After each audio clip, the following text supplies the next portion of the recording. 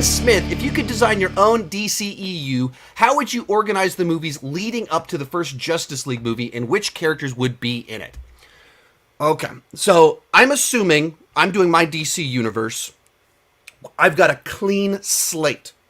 Start over. We're not worried about cleaning up the mess of the past continuity.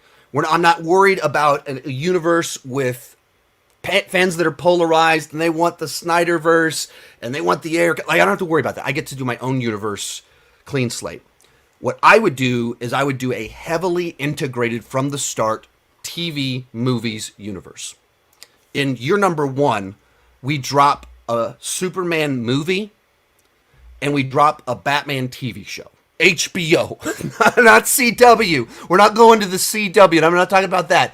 I'm not even talking about Disney Plus. They haven't really cracked the code besides like Andor of getting some of this stuff right across the board for a show. I'm talking about good Game of Thrones. I'm talking about these first 2 episodes of Last of Us. That type of like, give them the money, the creative freedom to do it right, and it's designed to run parallel with this start of Superman. So you're number 1, you boom, make a mark. We've got a new epic Superman. We have this awesome Batman TV show. I think Batman lends himself much better to TV because he's a detective. He's just a human. He has an awesome rogues gallery, and Gotham itself is this interesting place that you want to spend a lot of time in.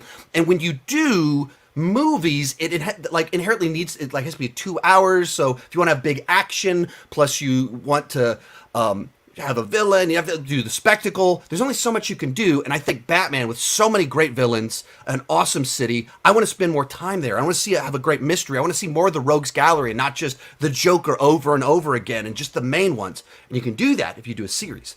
Like I said, HBO quality series linked with the movie universe. And then year 2, let's do Wonder Woman, Aquaman, Flash, like bring in some of the other ones. And so you have each of them introduced, and maybe have just a little bit of crossover in them, just a little bit. Like MCU Phase 1, little references to kind of tie it together, build that connective tissue. You know, people talking about, you don't want to just copy MCU. Like, not really copying the idea of introduce everyone before you team them up. Like, that's not exactly like, wow, where'd Kevin Feige come up with the idea of like, you should actually introduce people, understand who they are before putting them in conflict and teaming them up. Like, this is basic stuff, but do that. And then year 3 or 4, maybe give us 2-3 seasons of Batman where he starts being interested in Superman. Maybe give us Man of Steel, Superman 2, and then do in year 3 or 4 a Justice League film where everyone's like set up. But have, like I said, Batman is a TV show. And I don't know who else I have in mind. Like, my mind always gravitates towards Green Arrow because I think Green Arrow also lends himself well to a TV show, and it did for a couple of seasons.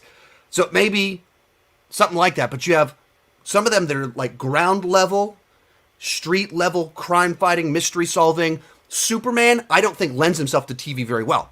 While I've enjoyed Smallville, I grew up with Lois and Clark, grew up with some of the other things.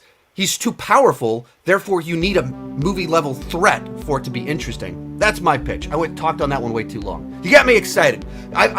Me and a friend of mine back literally like 2008 sat down and mapped out like a 8-season timeline for a Batman TV show. So it's what I've wanted to talk about forever.